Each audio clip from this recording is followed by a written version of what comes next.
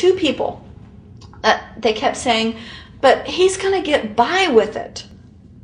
And I said, what is he getting by with but his rights? If there is no law, he's not breaking a law. He's just standing on his rights. Are we going to deny him that? That's when this one juror sat back and kind of rolled his eyes and he said, you mean we don't have to pay taxes?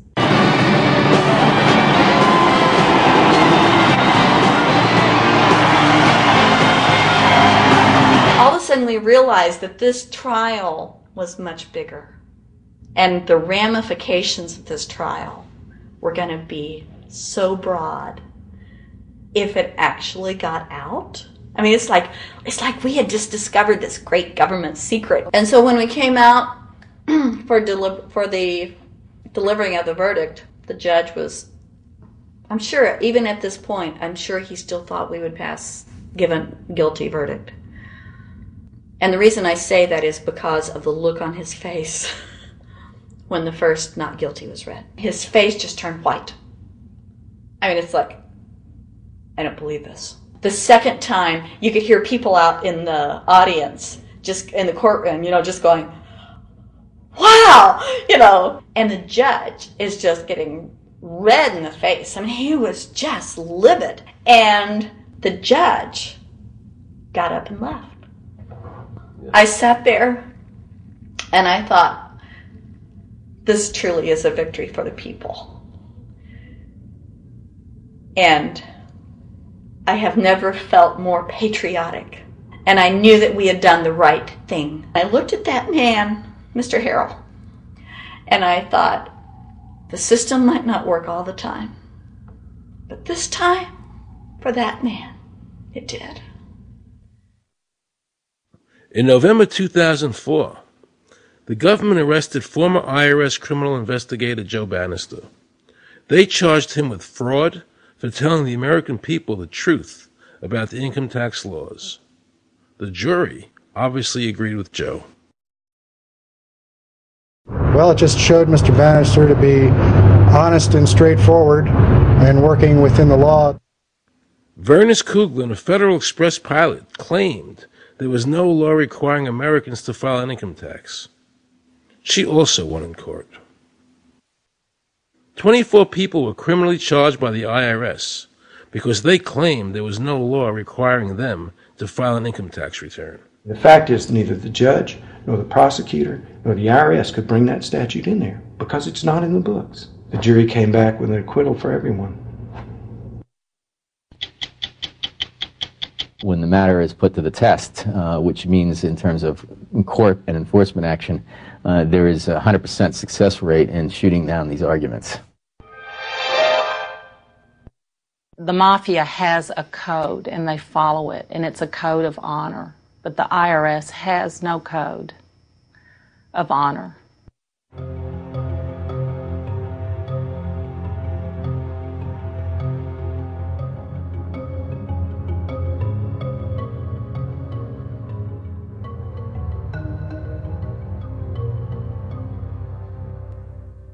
Meet Judge Dawson, a federal judge presiding over the Irwin Schiff tax case, who denied Irwin the ability to prove to a jury that there was no law requiring Americans to file an income tax return. He denied Irwin the right to prove to a jury there was no law by stating, "I will not allow the law in my courtroom." But the judge made sure the government never had to show the law as written by telling the jury, "You must follow the law as I give it to you." Nobody can know what the law is, because the law is what the judges say the law is. The lower courts today will not allow people, especially in tax cases, to bring in Supreme Court decisions as their evidence.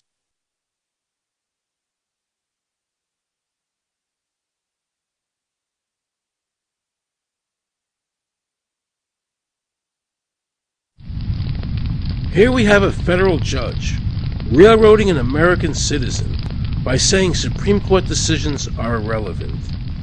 And again, nothing from the press defending our freedoms.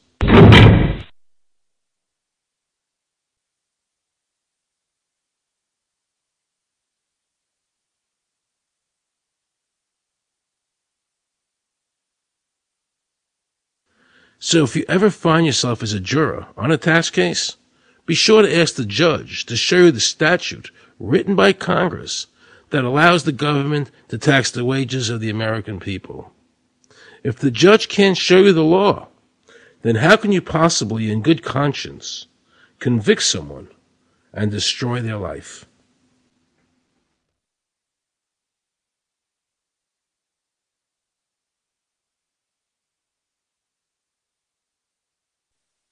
Let's see how the IRS treated one of America's greatest heroes, and someone I cherished as a child. Joe Louis was an American icon. Victorious in his first 27 fights, the Brown Bomber quickly rose to heavyweight champion of the world. His 1938 knockout of German Max Schmeling, who represented Hitler's Aryan ideal, earned him the admiration of millions of Americans. Is watching carefully. Louis nudges him right to the body, a left up to the jaw, and Schmeling is down. The count is tied. Right after Pearl Harbor was bombed, Joe had a title fight where he donated his fee to Navy War Relief. Well, I'm not working for nothing. I'm working for my country, and I think that's about the greatest piece of work that anybody can do. Well, I certainly agree with you for that, but you're turning over an awful lot of money. Well, we all turn over a whole lot for this country at this time. Joe volunteered for the segregated army and defended his title while in the service, this time donating his normal fee to Army Relief. I'm only doing what any red-blood American would do. Since the checks were in Joe's name, the IRS taxed him on their full amount, even though he never saw a penny of it. At the end of the war, Joe was awarded the Legion of Merit. But what most people didn't know was that the IRS was charging him $50,000 a year in interest alone on his debt. When Joe's beloved mother died, leaving him $600, the IRS immediately seized it. They also confiscated all of his children's trust funds. Joe was forced to continue fighting until he was 37 and out of shape, just to pay off his ever-mounting debt to the IRS, which grew to $1 million, $100,000 a year just in interest. At the end of his life, Joe was forced to become a greeter at a Las Vegas hotel just to make ends meet. It was a shameful thing to see a man like him, great fighter, great human being humiliated and destroyed in this manner, because after all, when you owe Internal Revenue money, no matter what you have, they take away from you. And they took a lot away from Joe Louis.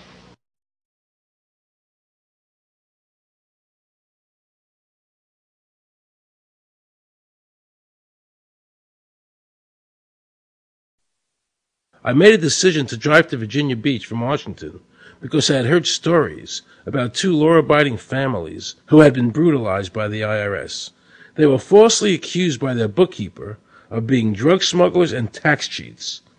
And incredibly to me, without any investigation, the IRS proceeded to raid their place of business and their homes, even though they had done absolutely nothing wrong. On Saturday morning, 4 different raiding parties proceeded to raid 4 locations on a Saturday, the day before Easter. I was the manager on duty, and I was up in the deli, and people came through the door. How many came in the door? Maybe about 15 or 20 people. 15 to 20 armed agents. With dogs, with guns. They made me get everybody they went in the kitchen, they went in the deli, they went all over the whole restaurant, told all the customers, took forks out of their hands while they were eating their breakfast, and told them they had to leave. I got the frantic call from Edie, and she said, something wrong. So anyway, I jump out of bed, and I immediately run to the shower. I'm in the shower, and the next thing I know, I hear my son yelling, "Dad!" I went like this, and boom, I'm slammed against the door, and I fall down with a gun in my head. And they're like, "Where's Scotty Miller?" And I'm like, "Dad!" That's all I'm doing is yelling. I'm scared, frightened to death.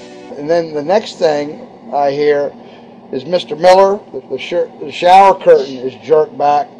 I got a gun pointed at my head. Hold it right there. The screams from the little girls who were at a pajama party with my daughter. There was 4 little girls there with my daughter. Of course, mayhem. There were about 3 men in my bedroom with huge guns. He followed us and wanted to watch us get dressed, and I tried to shut the door, And he puts his foot in the door, like he's going to sit there and watch us change our clothes. And I was like, excuse me, no. My neighbors now are all standing out. Were you still naked? Well, they handed me a towel at that point. I had a towel wrapped around me. Did the towel fit? No, hardly. Hardly. At this point, they were talking about weapons, and I mean, it's crazy. I mean, they're looking everywhere, going through all my drawers, and I reached for my underwear drawer to get some underwear. They said, "Don't touch anything, move." And they're locking their guns up. They hold it right there. Don't move around. Don't move. I'm going, whoa. I said, I'd just like to get some underwear on here, I said, I got women standing here. They keep everything. How did you conduct your business if the IRS took everything? We had to do it out of a shoebox so we could keep going because we requested these things, and I'm told that the government's really not, once they do raid and so forth, they're supposed to at least let you, until you're charged with something, continue your business. This wasn't the case. They kept everything. So you were never even charged? Absolutely not. Charged with what? And when you speak IRS, the whole world shrivels up. The whole world gets fearful to a point where, let's not talk about it. I testified in front of Congress. I would like to know why this dark entity known as the IRS has come into my life and refused to leave. I raised my children with a zero tolerance for dishonesty. And now they must hear allegations that I am a major drug dealer and a tax cheat. A lot of people out there being abused, and a lot of people saying, look, I'll pay it. Just go away. Just go away. When all that happened, we had to file bankruptcy. We had cars taken away from us, kept my daughter from going to college. Do they ever think about the lives that they just destroyed? Do they think about the ruination of homes and property? No. In this case, we would have never thought this could happen to us. We've never done anything wrong. How can this happen in America when, in my case, personally, I thought that I was doing everything right. I've served my country. I've been to college. At least I've done something in my life. I got a speeding ticket one time. I paid my taxes for 40, 50 years, whatever it was. I've never been audited. What happened here? I had this really uncomfortable feeling in the pit of my stomach as I was thinking to myself, how did America transform itself from being a truly free country with a servant government where our individual rights were protected by our Constitution, to being a country that talked about being free, but really wasn't. The change started when the Federal Reserve came into existence and America adopted one of the major planks of the Communist Manifesto by bringing to America this central bank. The very same people that backed the Federal Reserve System also backed the graduated income tax, a second plank from the Communist Manifesto. You know that the Federal Reserve is a private bank and not a government agency?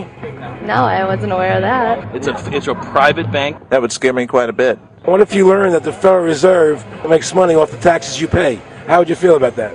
Angry.